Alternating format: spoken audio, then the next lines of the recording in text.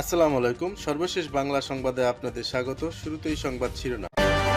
সচিবালয়ে আগুন, টঙ্গী হত্যাকাণ্ড ও ইসকনের আস্ফালন একই সূত্রে গাঁথা মামুনুল হক।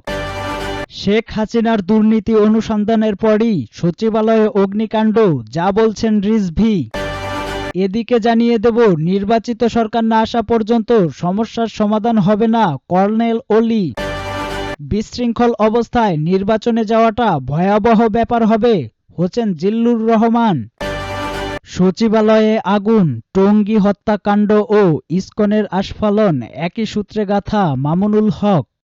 বাংলাদেশ খেলাফত মজলিসের মহাসচিব মৌলানা মামুনুল হক বলেছেন, দেশের স্বার্থবিরোধী ফ্যাসিবাদী আওয়ামী গোষ্ঠী পালালেও তাদের ষড়যন্ত্র থেমে নেই।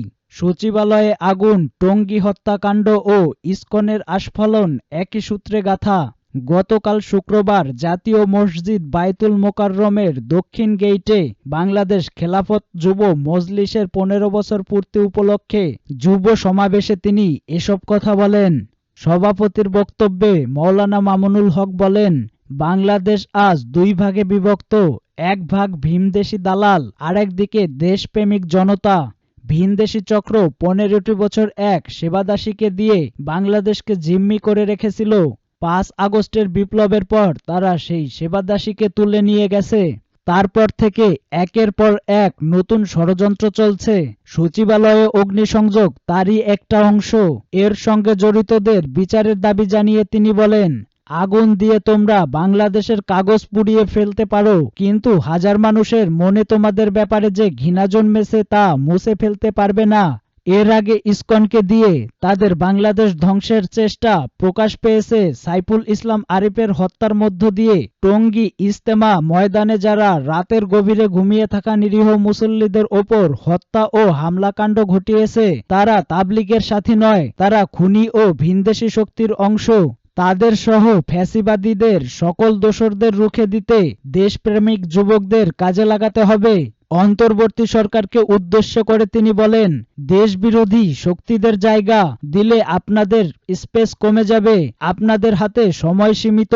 এ সময় যথাযথভাবে কাজে লাগান। ফ্যাসিবাদ বিরোধী সকল রাজনৈতিক শক্তিকে ঐক্যবদ্ধ থাকার আহ্বান জানিয়ে মামুনুল হক বলেন, আমরা আর কোনো ফেলানিকে কাঁটাতারে ঝুলে থাকতে দেখতে চাই না, সীমান্তরক্ষীদের কোনো লাশ দেখতে চাই না। তিনি আরো বলেন, আমরা কোনো বাকশাল দেখতে চাই না, আমরা ছাত্র জনতার অধিকার আদায় করতে চাই, জনগণের অধিকার নিশ্চিত করতে চাই। আন্দোলন ও সংগ্রামের জন্য যখন কোনো ভূখণ্ড তৈরি হয়ে যায়, তখন তা দমিয়ে রাখা যায় না। আওয়ামী লীগের রাজনীতি ছিল বিভাজনের রাজনীতি, কিন্তু ২৪-এ স্কুল কলেজ মাদ্রাসার ছাত্ররা কাঁধে কাঁধ মিলিয়ে সেই বিভাজন ভেঙে গুড়িয়ে দিয়েছে। বাংলাদেশের মানুষ এখন সচেতন হয়েছে। তারা আজ অর্থনৈতিক সংকটে, তারা আর মেগা পরিকল্পনা দেখতে চায় না। আজ বাংলাদেশের মানুষ ব্যাংকে যায়, কিন্তু তারা চেক দেখিয়ে টাকা পায় না। পলায়নকারী স্বৈরাচারের দোসররা বিদেশে টাকা পাচার করেছে, তাদের টাকা দেশে ফিরিয়ে আনতে হবে। শেখ হাসিনার দুর্নীতি অনুসন্ধানের পরই সচিবালয়ে অগ্নিকাণ্ড, যা বলছেন রিজভী। সচিবালয়ের অগ্নিকাণ্ড বিচ্ছিন্ন ঘটনা নয় বলে মন্তব্য করেছেন বিএনপির সিনিয়র যুগ্ম মহাসচিব রুহুল কবির রিজভী। তিনি মনে করেন, শেখ হাসিনা ও তার পরিবারের সদস্যদের দুর্নীতির অনুসন্ধান শুরু হওয়ার পরই সচিবালয়ে অগ্নিকাণ্ডের ঘটনা ঘটেছে। গতকাল শুক্রবার রাজধানীর কাকরাইলে ডিপ্লোমা ইঞ্জিনিয়ারিং ইনস্টিটিউটে জাতীয়তাবাদী ৮৮ এসএসসি ব্যাচ আয়োজিত এক আলোচনা সভায় তিনি এ মন্তব্য করেন। রুহুল কবির রিজভী বলেন, এখনো বিভিন্ন উপায়ে গণতন্ত্র বিরোধী শক্তি এবং পতিত স্বৈরাচারের দোসররা নানানভাবে কাজ করছে। একটির পর একটি ঘটনা সারা দেশের মানুষকে ভাবিয়ে তুলেছে, আতঙ্কিত করেছে, উদ্বেগ ও উৎকণ্ঠায় নিমজ্জিত রাখছে। সচিবালয় চারদিক বেষ্টিত একটি সরকারি দপ্তর, সেখানে আগুনে ভস্মীভূত হয়ে গেছে অনেক ফাইল। তার মধ্যে সবচেয়ে বিতর্কিত দুর্নীতিবাজ সাবেক ক্যাবিনেট সচিব, যার নামে তদন্ত হচ্ছে, তার ফাইলও পড়ে গেছে। এটা তো রহস্যজনক। আজ সারা দেশের মানুষ সন্দেহ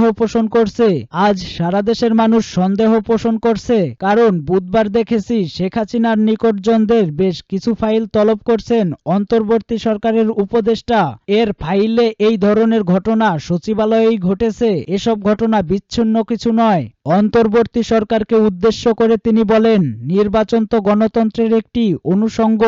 আপনারা এটাকে মাইনাস করছেন কেন? সংস্কার চলবে, নির্বাচনও চলবে। আপনাদের স্ব অভিমতগুলো পেশ করবেন। একটি অবাধ ও সুষ্ঠু নির্বাচনের মধ্য দিয়ে তারা সেই সংস্কার নিয়ে কাজ করবে। সেটা না করে আপনারা প্রতিপক্ষ বানাচ্ছেন। নির্বাচনকে আলাদা করে সংস্কার বড় করে দেখা হচ্ছে।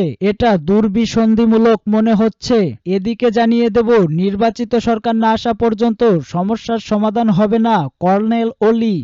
Liberal Democratic party president doctor colonel of অলি আহমদ বীর বিক্রম বলেছেন, নির্বাচিত সরকার না আসা পর্যন্ত সমস্যার সমাধান হবে না। একই সঙ্গে শেখ হাসিনার পদাঙ্ক অনুসরণ করে কোনো সরকার এলেও সমস্যা থেকেই যাবে। কর্নেল অলি আহমেদ বলেন, থানায় পুলিশ আছে, কোনো কাজ করছে না। প্রশাসন আছে, কিন্তু কাজ করছে না। যারা সরকারে আছে তাদের কথা শুনছে না। ভোটাধিকার প্রয়োগে সতর্ক করে এলডিপি প্রেসিডেন্ট কর্নেল অলি আহমদ বলেন, আওয়ামী লীগ চলে গেছে, কিন্তু অন্যরা ডাকাতি করছে, চাঁদাবাজি করছে। তাহলে লাভটা কি? দেশে ইউনিয়ন পরিষদ নির্বাচন হবে, উপজেলা নির্বাচন হবে, ঠিকভাবে মেম্বার চেয়ারম্যান বানাতে হবে। আবেগে নয়, বিবেককে কাজে লাগাতে হবে। বিশৃঙ্খল অবস্থায় নির্বাচনে যাওয়াটা ভয়াবহ ব্যাপার হবে। হোসেন জিল্লুর রহমান। একটা বিশৃঙ্খল অবস্থায় নির্বাচনে যাওয়াটা ভয়াবহ ব্যাপার হবে বলে মন্তব্য করেছেন সাবেক তত্ত্বাবধায়ক সরকারের উপদেষ্টা হোসেন জিল্লুর রহমান। তিনি আশা করেছেন রাজনৈতিক দলের নেতারা এ বিষয়ে তার সঙ্গে একমত হবেন। তার মতে, রাজনৈতিক পট পরিবর্তনের মাধ্যমে যে আকাঙ্ক্ষা জন্ম নিয়েছে সেটা অবশ্যই ভোটাধিকার ফেরত পাওয়ার আকাঙ্ক্ষা। সঙ্গে আরো দুটি আকাঙ্ক্ষা জোরালোভাবে নজর পেয়েছে, ইনসাফ ও মর্যাদা আকাঙ্ক্ষা। গতকাল শুক্রবার বিকালে রাজধানীর কৃষিবিদ ইনস্টিটিউশন বাংলাদেশ মিলনায়তনে ঐক্য কোন পথে শীর্ষক অধিবেশনের অংশ নিয়ে হোসেন জিল্লুর রহমান একথা বলেন। ঐক্য, সংস্কার ও নির্বাচন নিয়ে 2 দিন ব্যাপী এই জাতীয় সংলাপের অংশ হিসাবে ওই অধিবেশনে আয়োজন করা হয়। এ সংলাপের আয়োজক ফোরাম ফর বাংলাদেশ স্টাডিজ। আজ ছিল সংলাপের প্রথম দিন। সংলাপে হোসেন জিল্লুর রহমান বলেন, ছাত্র জনতার নজিরবিহীন আত্মত্যাগের মাধ্যমে রাজনৈতিক পট পরিবর্তন হয়েছে, এটি একটি বাস্তবতা। এই পট পরিবর্তনের মধ্যেও যে আকাঙ্ক্ষা জন্ম নিয়েছে সেটি অবশ্যই ভোটাধিকার ফেরত পাওয়ার আকাঙ্ক্ষা। কিন্তু এর সঙ্গে বাড়তি দুটি আকাঙ্ক্ষা জোরালোভাবে নজর পেয়েছে, ইনসাফ ও মর্যাদার আকাঙ্ক্ষা। তিনি বলেন, সারা বিশ্বে কৌতূহলের সঙ্গে বাংলাদেশের দিকে তাকিয়ে আছে। বাংলাদেশে অভূতপূর্ব